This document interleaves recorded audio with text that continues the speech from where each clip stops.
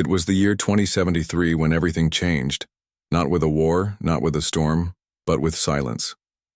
A strange object appeared in Earth's orbit. It didn't crash, it didn't fly away, it just hovered, watching, waiting. Scientists were confused.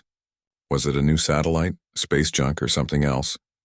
Then came the message.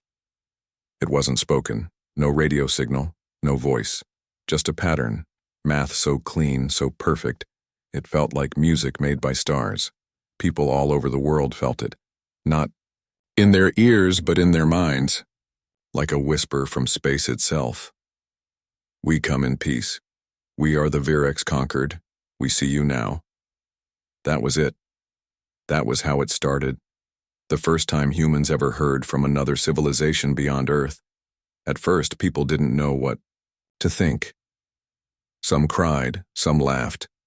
Others fell silent. Kids ran outside to look at the sky, hoping to catch a glimpse of where the message came from. Parents held their children close. Leaders called emergency meetings. Everyone asked the same question: what happens next? The Virex weren't like the aliens from old movies. They weren't green men with big eyes or bug-eyed monsters. In fact, most of them didn't even look like what we would call alive. One species looked like floating jellyfish made of glass. Another communicated only through colors on their skin. One was more machine than body, living inside a metal shell that moved with grace and power. But together, they formed something amazing. The Virex conquered. A peaceful group of 14 alien races who had lived together for over 2,000 years without war, hunger, or pollution. Their worlds were full of light, knowledge, and harmony. And now, they were reaching out to us. They said they had been watching Earth for a long time, not to invade, not to take anything, but to see if we were ready to join the galaxy, and finally, they believed we were. When the news hit, the world went wild. Streets filled with people cheering, cities lit up in celebration. Scientists gave interviews non-stop. Kids drew pictures of spaceships and alien friends. Religious leaders debated what this meant for faith. Politicians argued about how to respond. The United Nations acted fast. They created the Interplanetary Council, a team of scientists, diplomats, soldiers, teachers, and even artists. Their job? To speak for Earth, to decide what kind of message to send back, and most importantly, to prepare for what came next. Because the Virex didn't just want to say hello, they wanted to invite Earth into the galaxy. Months passed. Tension grew. Then one day the Virex sent down an ambassador, a being made of light and sound, moving like water but shining like fire. It landed on a huge floating platform built in the middle of the Pacific Ocean. The event was broadcast live to every screen on Earth. Billions watched as the ambassador stepped forward, not with feet, but with movement that bent the air. It spoke not in words, but in thoughts shared directly into the minds of those nearby. You have suffered much. You stand at a crossroads. We offer you a path forward, but it comes with choice. Then came the offer. The Virex promised. Technology. To heal the planet. Machines that could clean oceans, stop climate change, and calm storms. Cures for diseases. End cancer. End AIDS. End suffering. Infinite energy. No more oil, coal, or nuclear power. Clean, limitless energy for everyone. Knowledge beyond imagination. Access to science, art, history, and wisdom from 2,000 years of galactic life. Protection. If Earth joined the Concord, no other species would harm it. We would be safe. All Earth had to do was agree to a few simple rules. No more weapons of mass destruction. No expansion into space without permission. Share your culture, but respect others. Accept peace above all else. In return, Earth would become part of the greatest community in the universe. Hope spread like fire. One small village in Africa received a tiny device that cleaned an entire river overnight. Children who had never seen clean water drank freely and laughed. In Japan, a hospital used alien medicine to cure a man dying of lung cancer. He walked out 2 days later, healthy and smiling. In Antarctica, a weather station stopped a deadly blizzard using a Virex machine. The base was saved. Hope was no longer just a word. It was real. And it was here. But not everyone believed. Some governments worried about losing control. Would countries still exist if Earth joined the conquered? Would leaders still make decisions? For their people? Religious groups questioned whether contact with aliens was against God's plan. Was this the end times? Or a trick? Military leaders feared giving up weapons. Without them, how would nations protect themselves? And then there were the conspiracy theorists. Some claimed the Virex were hiding a secret agenda, that they were mind-controlling people, that they planned to take over Earth slowly. These voices were small at first, but they were growing louder. Still, the majority of the world believed in peace. The Interplanetary Council voted. After weeks of debate, they agreed. Humanity would accept the Virex's offer. Peace talks were scheduled. A summit would be held aboard a massive space station orbiting Mars. There, the final details would be signed. Earth would officially join the galaxy. Everything seemed perfect until, as the date of the summit approached, tensions on Earth began to rise. Protests broke out in major cities. Some people shouted, "Hands off our future!" Others waved banners saying, "Earth is for humans." Rumors spread that the Virex were already placing spies on Earth, that they were using the peace talks to weaken human defenses. A powerful, new political movement called Earth First gained millions of followers. They claimed the Virex were lying, that Earth should use the alien tech to build weapons instead of accepting peace. Even within the Interplanetary Council, cracks began to form. Some members started to question whether they were giving up too much. Was it right to surrender Earth's independence? Shouldn't humans explore space on their own terms? The world stood on the edge of something amazing and something dangerous. Despite the rising tension, the Peace Summit was set to begin. Delegates from every nation prepared to travel to the orbital station above Mars. There, under the red skies of the fourth planet, humans and the Virex Concord would sign the greatest treaty in history. A new age for humanity was about to begin, but not everyone was ready. Some still believed Earth should walk away, and soon, someone would. Let me know if you'd like. Part 2. In the same style, simple, engaging, and around 1,200 words. The Peace Summit was supposed to be the beginning of a new era, a chance for Earth to join the stars, to become part of something bigger than itself. But behind closed doors, things were falling apart. The Interplanetary Council had agreed to attend the talks on Mars. Delegates from every corner of the world boarded the sleek silver ships that would carry them through space. Some were excited, others were nervous. A few didn't want to go at all. On board one of the ships, a young diplomat named Lena watched Earth shrink below her. She had grown up in a city once choked with smog, where the sky was always gray. Now, looking down, she saw oceans glittering like glass, green forests stretching wide, and clouds swirling like paint in water. She whispered, "We're finally going to fix everything." But not everyone believed that. As the ships approached the orbital station above Mars, it became clear that Earth was not united. On the planet below, protests grew louder. News feeds showed crowds waving flags and shouting slogans.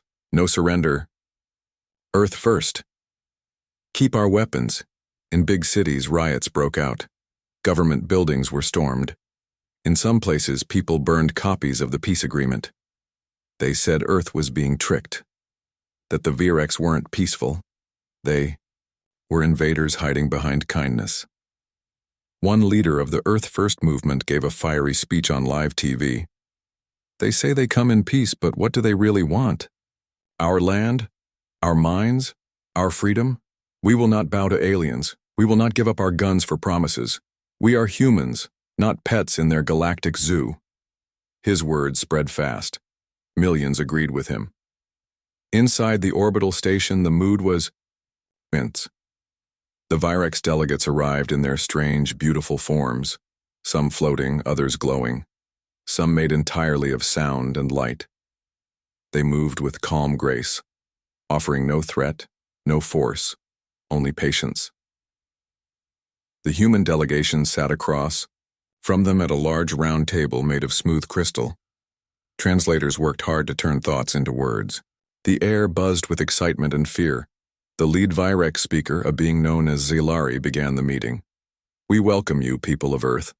You have suffered much. But now, you stand at the edge of hope. Together, we can build a future free of war, hunger, and pain." There were polite nods from some humans. Others sat stiff, silent. Then came the first real problem. A delegate from Russia stood up. His name was General Kovac, a man used to giving orders, not taking them.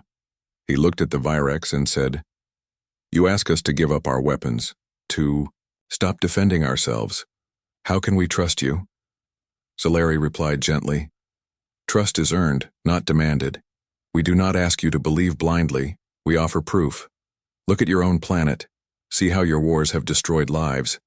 Peace is not weakness, it is strength." Kovac didn't sit back down.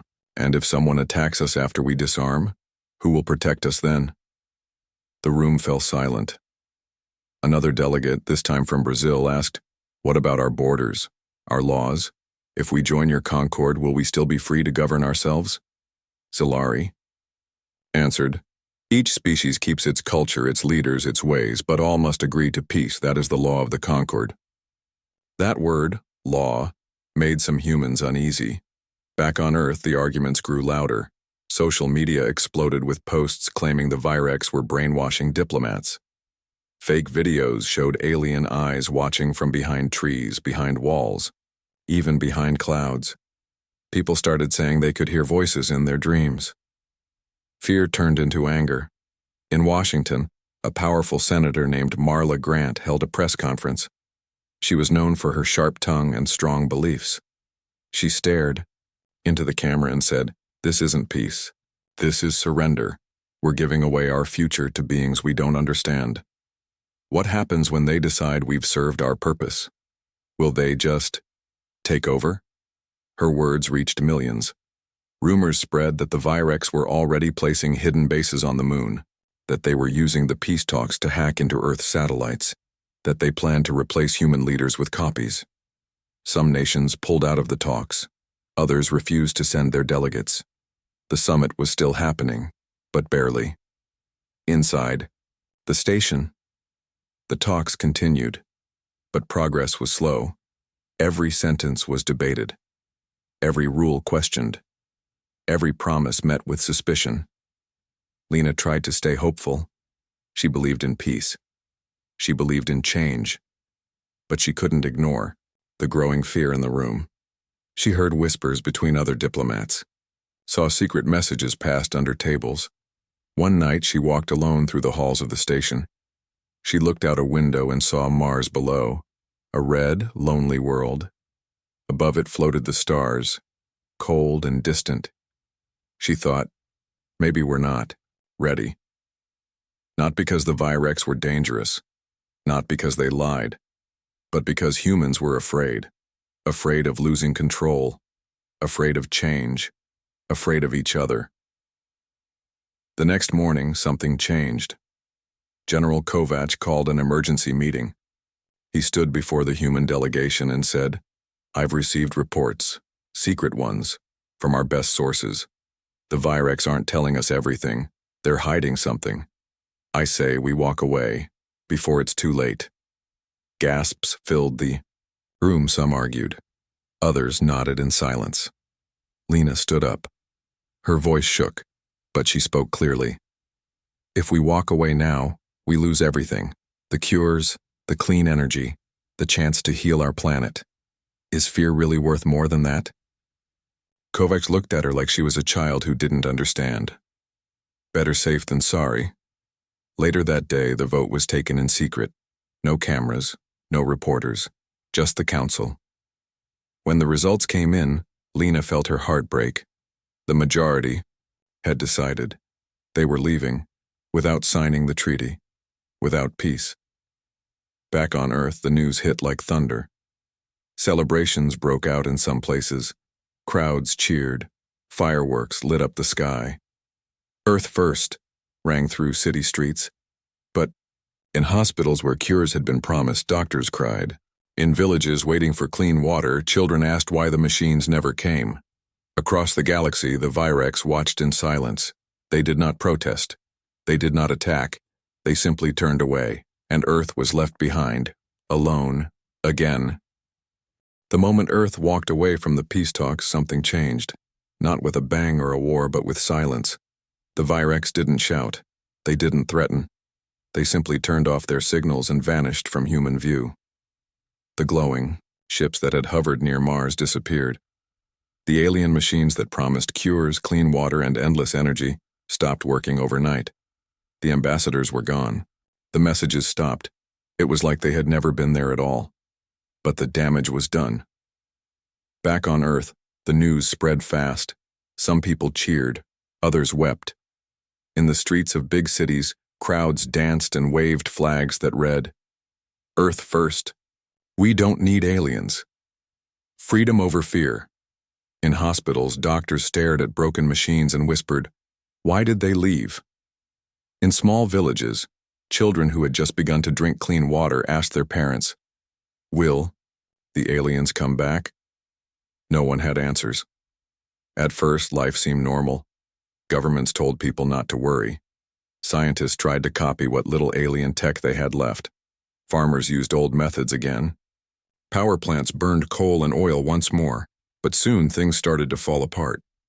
Without the alien machines, climate disasters grew worse. Floods came faster, storms hit harder, crops failed, food prices rose, cities ran out of clean water. Disease began to spread again. One by one, countries that had once worked together now turned against each other. China accused the United States of hiding alien secrets. Russia cut ties with Europe over control of ancient Virex data found in Siberia. India and Pakistan nearly went to war over land lost to rising sea levels, and in the middle of it all stood the Interplanetary Council, broken, powerless, and full of regret. Lena sat alone in her office, staring at the wall. She had once believed in peace. She had fought for it. But now she felt like a fool. She remembered the last meeting aboard the station. She remembered Kovach's voice when he said, "Better safe than sorry." She thought, what if he was wrong? Outside, the city buzzed with fear and anger. Protests filled the streets. People blamed the government blamed the scientists. The scientists blamed everyone, and still, the sky stayed empty. No sign of the Virex. No hope. Meanwhile, some nations decided they wouldn't wait for peace. They wanted power. A secret group of military leaders in the United States started Project Echo, an effort to reverse engineer what little alien tech remained. They built labs hidden deep underground. They tested strange devices that made the air hum and the ground shake. Some of it worked. Most of it exploded. In China, a new weapon was developed using stolen Virex code. It could knock out satellites, blind radar systems, and destroy enemy drones in seconds. They called it Silent Thunder. Russia launched its own program. So did Brazil. So did South Africa. Soon, Earth wasn't just fighting nature anymore. It was fighting itself. One night, Lena got a call from an old friend, Dr. Amir Patel, a scientist who had worked closely with the Virex during the summit. "Lena," he said, his voice shaking, "you need to see this." They met in a quiet cafe far from the city. Amir looked tired. His hands trembled as he pulled out a small tablet and showed her a video. It showed a huge explosion in space. A satellite, owned by the US, had been destroyed by a Chinese weapon. "No warning, no message, just fire and silence. This is the beginning," Amir whispered. "We're going to war." Lena stared at the screen. Her heart sank. She thought of the Virex, of their calm voices, their peaceful words. Peace is not weakness, it is strength. And now, Earth had thrown it all away. As months passed, the world became darker. Wars broke out between nations. Not big ones at first, just border clashes, secret attacks, cyber warfare, sabotage. Then came the real bombs. A nuclear test site in North Korea lit up the sky. Russia denied responsibility. The US responded with a strike of its own. Within days, the planet was on edge. People hid in shelters. Cities shut down. Planes stopped flying. Trade routes closed. And still, the galaxy watched in silence. The Virex sent no warnings, no help, no messages. They had warned Earth. You stand at a crossroads, we offer you a path forward, but it comes with choice. And Earth had chosen war. One morning, Lena stood on a rooftop and looked at the sky. It was gray, heavy with clouds and smoke. She whispered, "Did we deserve this?"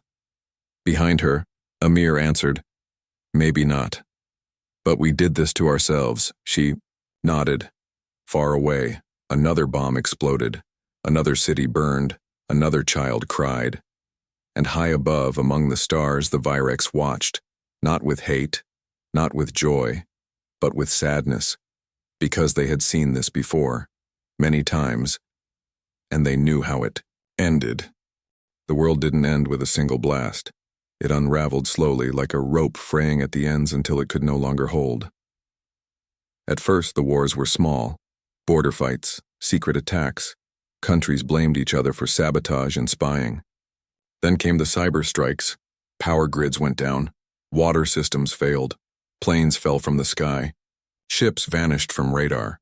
People began to panic. And then the bombs started falling. It began in the Middle East. A missile struck a research lab in Iran. No one claimed responsibility, but within hours, another hit an airbase in Saudi Arabia. Retaliation followed like wildfire. Missiles flew across oceans. Cities burned. Millions fled. Millions died. The planet had turned on itself. In the United States, President Grant declared emergency rule. She said it was to protect the people, but soon the army was patrolling the streets. Curfews were set. Internet access was limited. Protesters were arrested. In Europe, governments collapsed under pressure. France, Germany, and Italy formed a new alliance, but it only made them targets. A bomb exploded near the Eiffel Tower. Another destroyed part of Berlin. The people screamed for peace, but there was none to give. China sealed its borders. Russia launched satellites armed with weapons that could strike anywhere in minutes. Brazil, India, and South Africa tried to stay neutral, but they too were dragged into the chaos. No one was safe. Even Antarctica became a battlefield. Old research bases were turned into military outposts. Scientists fled or disappeared. The ice cracked, not just from warming, but from the shock waves of war. Lena watched all of this from a hidden bunker beneath Geneva. She had left the Interplanetary Council long ago. Now she worked with a group of scientists, diplomats, and former soldiers who still believed in peace. They called themselves New Dawn. They sent messages into space, hoping the Virex would listen. "We were wrong. Please come back. We need your help." But the stars stayed silent. Amir sat beside her one night as they stared at a broken world map on the screen. Red dots marked where bombs had fallen. Orange spots showed areas ruined by climate disasters. Green lights flickered where aid used to flow. He whispered, "We had everything, and we threw it away." Lena didn't answer. She just looked at the sky, wondering if anyone was watching.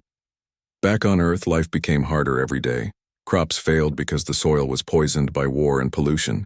Famine spread. People fought over bread, over water, over shelter. Diseases returned, old ones and new ones. Without alien medicine, hospitals couldn't keep up. Children died from sicknesses that had once been cured. Cities became ghost towns. Skyscrapers stood empty, windows shattered. Roads cracked under weeds. Nature crept back in, taking what was left. Some places held together. Small communities survived in forests, in mountains, in forgotten corners of the world. But most of Earth had become a place of fear. Trust was gone. Neighbors turned on each other. Families broke apart. Governments fell. Warlords rose. And still the fighting continued. Then came the silence. Not peace, but the kind of silence that follows destruction. One morning, Lena woke up and found the internet gone. Phones didn't work. Radios hissed with static. Outside, the sun rose red and heavy. She stepped outside the bunker and saw smoke rising far away. Birds didn't sing. Wind blew through empty streets. A soldier approached her. His uniform was torn. His eyes were tired. "The war is over," he said. "Who won?" she asked. "No one." That was the truth. There were no winners anymore. Only survivors. Weeks passed, then months. Slowly, people began to rebuild.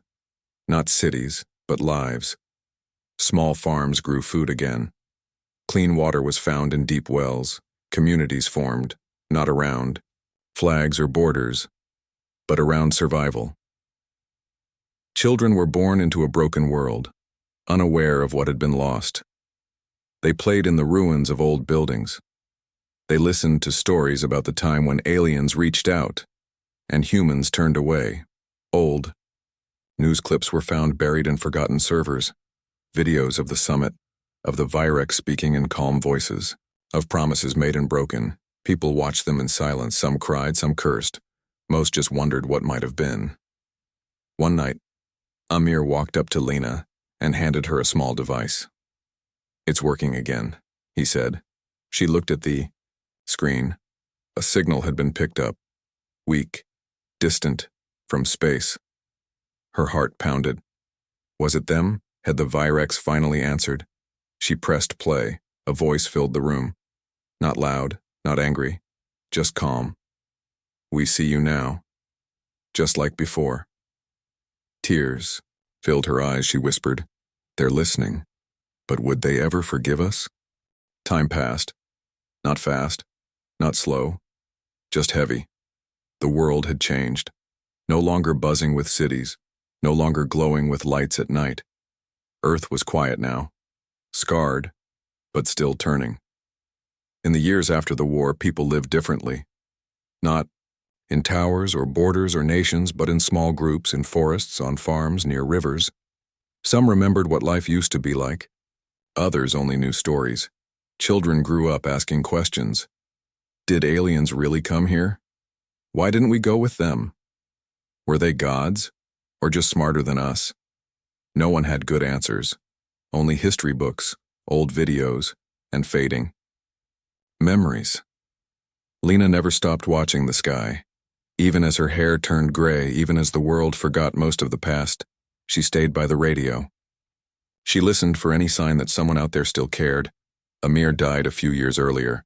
He had spent his last days trying to fix old machines, sending signals into space, hoping the Virex would hear. "They'll come back," he used to say. One day. She believed him, even when others gave up. Every morning she climbed to the top of the old research tower, looked up at the stars and whispered, "We're sorry." And then, one night, something answered. It wasn't loud. It wasn't clear. Just a flicker in the sky. A signal so weak it could have been a mistake. But Lena knew better. She ran to the control room, hands shaking, heart pounding. She turned on every screen, every speaker. She adjusted the antenna, fine-tuned the frequency, and finally, through static and silence, a voice came through. Not angry, not cold, just calm. "We remember you." That was all. But it was enough. Tears rolled down her face. She called everyone nearby. They gathered around the screen, eyes, wide breath held, then came more words. "You chose your path. We did not stop you. Now you ask again." There was a pause, then the final message. "We will listen, but we do not forget." And then the signal faded. Silence returned. But this time it felt different. This time, it felt like hope. Word spread fast, across the broken lands, across the oceans, across the mountains. People heard the news. They heard us. The aliens are listening. Maybe we get another chance. New radios were built. Messages were sent. Children helped write letters. Artists drew pictures of peace.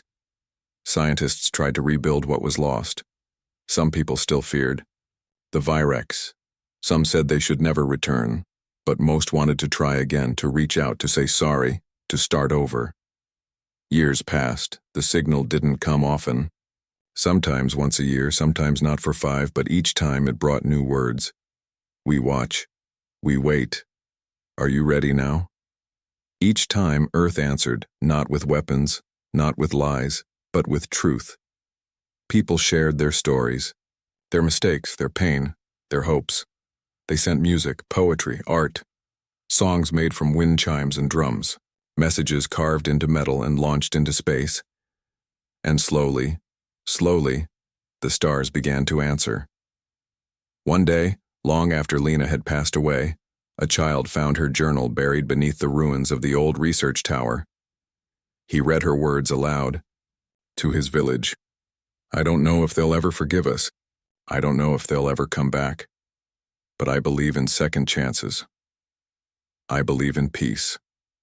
And I believe that one day, the galaxy will see us again.